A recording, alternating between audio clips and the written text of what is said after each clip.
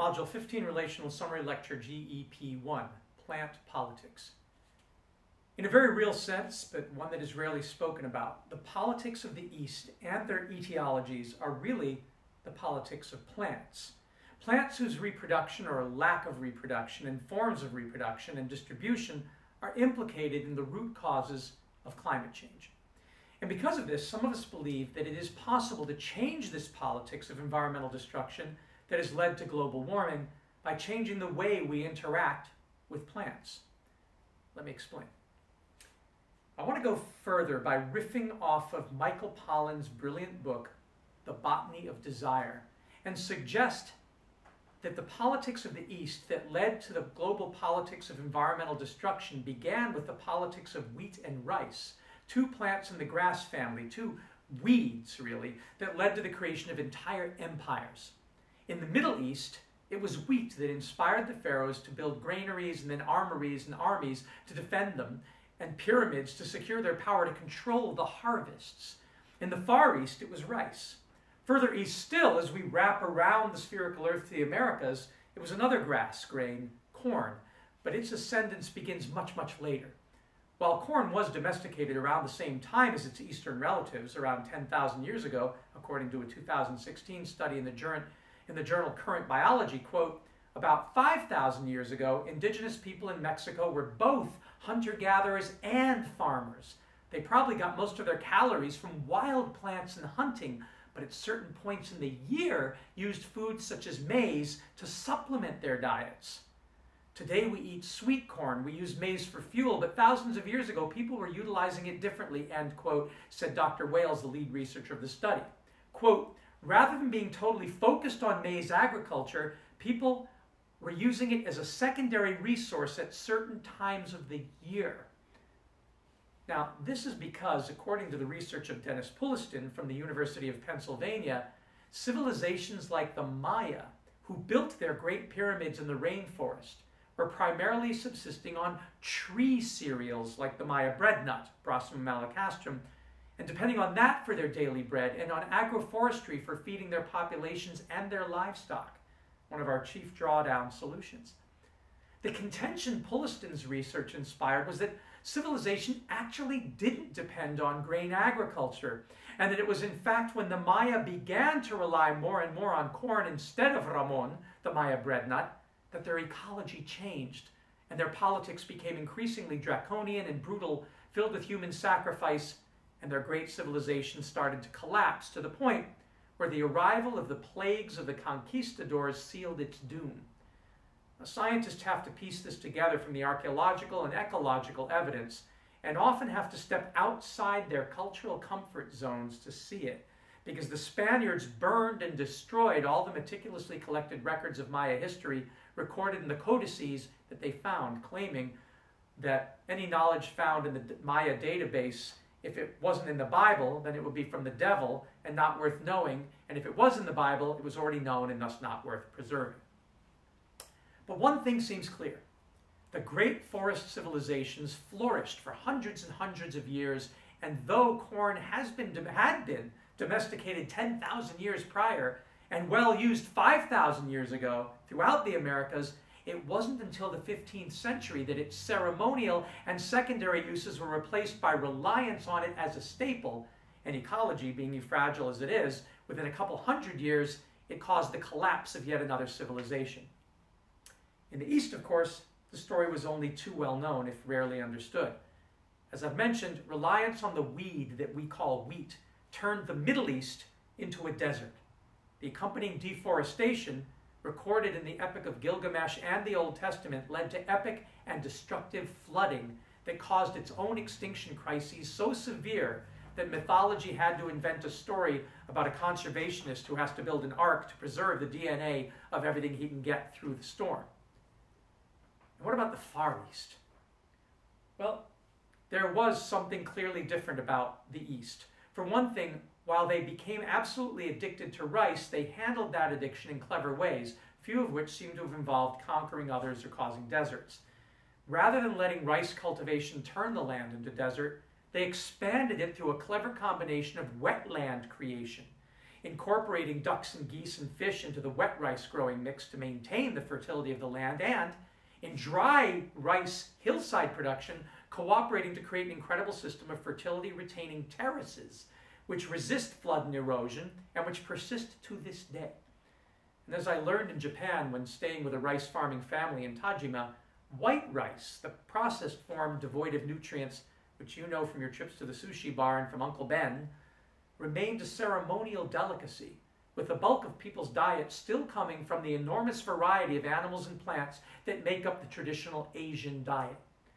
Where the Middle Easterners wrote religious tomes about our daily bread and had to warn their acolytes, but man does not live by bread alone, and prisoners were at best fed on bread and water, the Asian countries celebrated diversity in both cultivation and consumption. And that may be the key to why their politics never became as overtly conquistador as the Middle Eastern Mediterranean empires and their European descendants up north, playing back into our observation that China only used its gunpowder for ceremonial fireworks. What if that's the key to a kinder, gentler politics? Keep the things that can do the most harm ceremonial, and feed your gut and your mind with staples that actually increase the common good. Forget what you learned in high school about how all civilizations eventually collapse. Look at what the history books actually say. For example, this excerpt from William R. Nestor's 2010 textbook, Globalization, History of the Modern World. He writes, quote, "The first civilization emerged in Mesopotamia around 5000 BC, and for the next 6,500 years or so, great civilizations there and elsewhere rose, extended their rule, then collapsed for a variety of interrelated political, technological, economic, military, and ecological reasons. During the 15th century, beyond Christian Europe, advanced and powerful civilizations sprawled across vast stretches of the globe. Ming China, Aztec Mexico, Inca Peru, Benin Africa, Mughal India, Ashikaga Japan, and Ottoman Asia Minor. In Southeast Asia alone, there was a patchwork of smaller civilizations like the Khmer, Thai, Vietnamese, Burmese, and Javanese. All of these non-European civilizations were ruled by centralized bureaucracies and had achieved enormous advances in technology, the arts, philosophy, and wealth. However, despite their dazzling accomplishments, none of the non-European civilizations developed the related psychological, philosophical, and technological prerequisites for modernity and global conquest." End quote. Haven't you ever asked yourself why? You see that the European eugenicists and social Darwinists, desperate to justify the conquests, turned to several bizarre pseudoscientific ideas. The first were that humans that were actually composed of different races, by which they really tried to implicate species, aware that technically the fact that people can and do intermarry and have fertile children proves we're all the same species. But they wanted to forbid such miscegenation, intermarriage, and were desperate to prove that the other races were somehow inferior, rather than simply better behaved, to explain away the uncomfortable fact that only they, the Middle Earthers from the Middle East and Europe, direct descendants of and inheritors of the cultures of the Roman Empire and the wheat growers, were hell-bent on conquering and enslaving the rest of the world. What really motivated such brutality? Well, the easy answer is money, but money's just a symbol for some kind of wealth exchange, and previous civilizations had monetary economies that didn't inevitably lead to such political conflict that wars resulted, and trade actually did more to bring cultures together than divide them. There were plenty of ways to earn money without going around committing genocide or enslaving people. In fact, these seem to be really risky ways to build an economy or get rich. So I have my own theories, gleaned from researching classic books like Botany of Desire and The Omnivore's Dilemma and Second Nature by Michael Pollan, or like William Duffy's Sugar Blues and Sweetness and Power, The Place of Sugar in Modern History by the anthropologist Sidney Mintz, and Nutrition and Physical Degeneration by the anthropologist-dentist Weston Price, and of course, Against the Grain, How Agriculture Has Hijacked Civilization, that great book by Richard Manning. Go further into the past, to Samuel Butler's Erewhon, and consider them in light of Richard Dawkins' The Selfish Gene and the Extended Phenotype. Take these books and watch the recent film Little Joey and put them all together and see what you get. These books and other research suggest that agriculture really did hijack civilization, that grains and crystallized juices from one plant family out of the 463 that humans used to consume in their omnivorous, biodiverse diet hijacked civilization. Sugarcane, wheat, rice, corn, oats, barley. Think of how much you consume from these in a day, every month, all year, over your entire life. All grasses, member of the same grass family, Poaceae graminae, all disturbance species that flourish after fires and floods but disappear when the forest returns. Think of all you're willing to do to get them, to grow them, to nurture and process them. Crusades to the Middle East, conquest of India, the establishment of a brutal slave trade to grow them in the Caribbean and the American South and in South America. It's like Manning claims in his book title and argument, as though this one family of plants hijacked civilization, took us over, colonized our minds, parasitized our bodies, and made us work for them, clearing the forests and prairies, burning and raping the land to grow endless plantations of sugarcane and vast cornfields and rice paddies, and worst of all, because of the addictive gluten compounds in them, amber waves of grain, wheat from sea to shining sea. It even made it into the American anthem. Certainly, the growing of grains and other grasses has had the greatest impact on our climate. That's where all the fossil-fueled machinery and fossil fuel-derived fertilizers and pesticides are devoted. That's what all the soil-destroying plowing is for, to create disturbance that only weedy grasses are adapted to.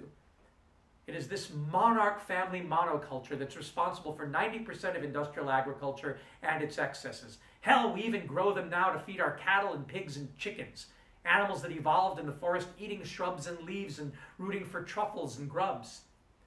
All of us, we and the animals now, are fed on grains and sugar. They're in everything.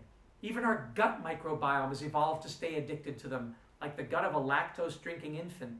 And if we don't get them when we want them, we throw a tantrum, just like a baby, and we get violent. The East certainly got addicted to rice, and the West got addicted to corn, and it led to big problems in their societies, but for most of their history, they stayed away from conquest.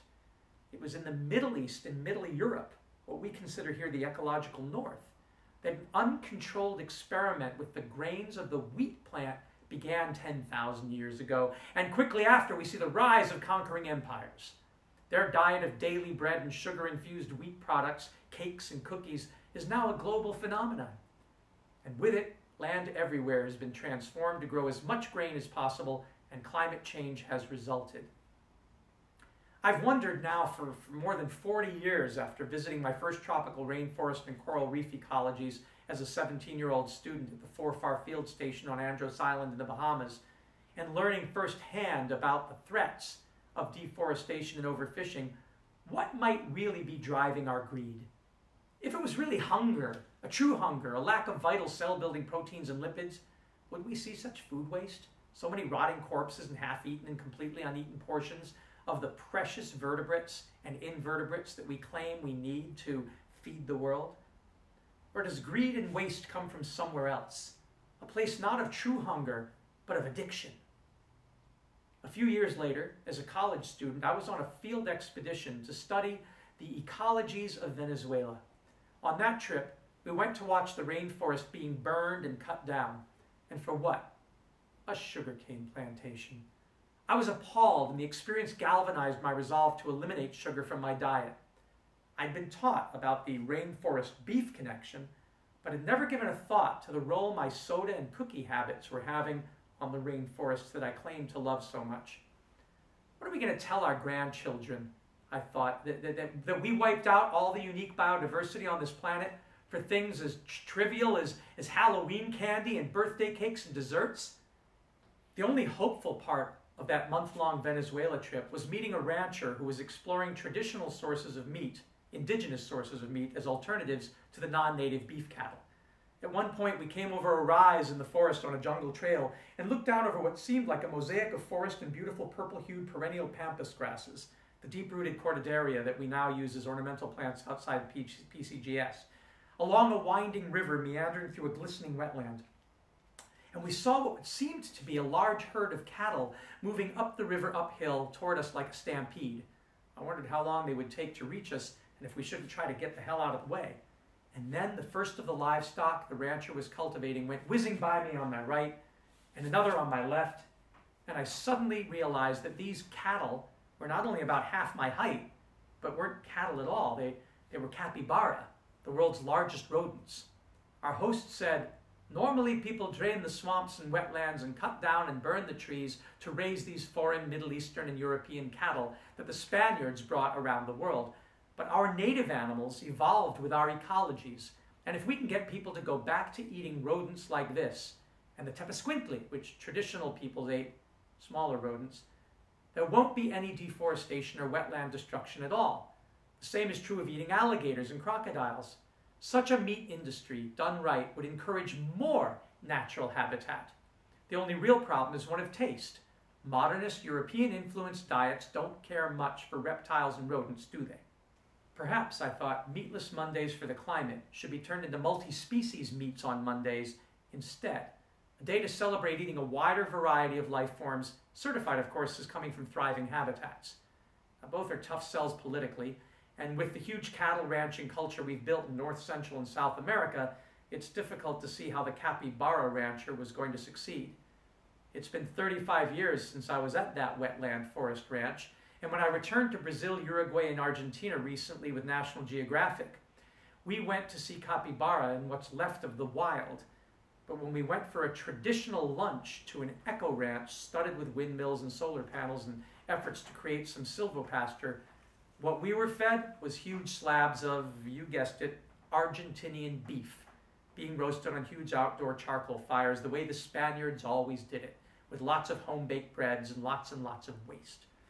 The meal would have made both vegetarians and biodiversity championing omnivores cringe.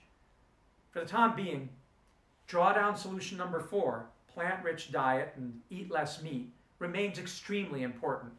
It's ranked number 4 because many people believe that meat is the real murder, as the futuristic documentary Carnage shows with such dark humor. In this movie, it predicts a future where we look back at the agricultural production patterns and food consumption habits of the previous millennia and the 20th century in particular with shame and revulsion, likening our former selves as barbarians.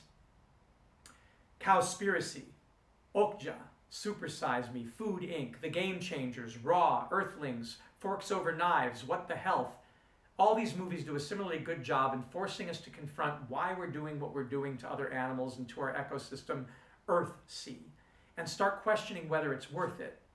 I sympathize. I had a conversation with a young man from India one day in Indonesia when I was with my Muslim Indonesian surrogate family slaughtering a goat for one of the Eids, or religious festivals. He was a vegetarian, and he was appalled by the killing. He said, you know, eating meat is what makes people aggressive. The animal feels fear and anger when you take its life, and it passes it on to you when you eat meat. If we could get people to give up being carnivores, give up meat, we could not only stop climate change and save the planet, but stop warfare and violence too, he said.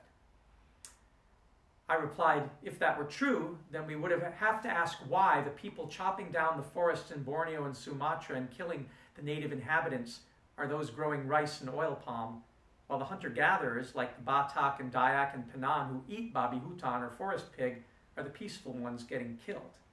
He replied, actually, they're savages, former headhunters, violent people. Are you sure? I replied. I've read that they, like our Native American tribes and the scalps they took, were a reaction to invasion by conquerors who were seizing their land for grain agriculture or plant agriculture. I suggested he read Who's the Savage, the documentary history of the mistreatment of the native North Americans by David Rohn that I referenced in my lecture about the West. He countered with, but it was also the cowboys who were doing the killing of the Native Americans to graze cattle, so that bolsters my hypothesis. Fair enough. Scientific debate is like that. We have to weigh the evidence. I agree, I said, that the act of predation, of killing, is violent, and I pray for a time when the lion would lie with the lamb. But I don't see the evidence, I said, that eating meat per se makes people violent against other people, nor that raising animals makes people violent toward other people or other animals. I see land conversion making people violent. The Plains Indians lived off of the buffalo, the American bison, and had no problem with the cowboys also hunting bison or grazing cattle among the bison. But it is when, during the westward expansion, that the Europeans deliberately drove the bison extinct to cripple Native American societies and then started fencing off the land to graze their cattle and plant their wheat that the real conflicts began. And it was after the American chestnut tree, with its nutritionally rich seeds that sustained settlers and natives alike, started to go extinct in the early 1800s because of the ink disease the Europeans imported, that we see the wholesale extermination of the native population. Why, with all that abundant food in the plains and in the forests, would a people do that? Why didn't they just adapt to the great foods the natives ate? It seems the only two they picked up on were Thanksgiving turkeys and corn, a grain filled with starches and sugars. Now to you, this conversation must sound as absurd as it did to him. Although he was Indian from a subcontinent in the East with one of the highest biodiversity diets in the world, like China, he'd been schooled in the West and couldn't imagine a meal without chapati and dal. Dal is made from pulses, from legumes or bean flour, but chapati is made from wheat. We began to get into a conversation about land conversion to wheat, and the only compromise he was willing to make was that we could all be vegetarians and increase the variety of plants in our diet, drawdown number 4. And even he might be willing to try living without sugar and wheat and white rice if it would help the ecologies we both loved. For my part, I agreed to forego the meat. Fair enough.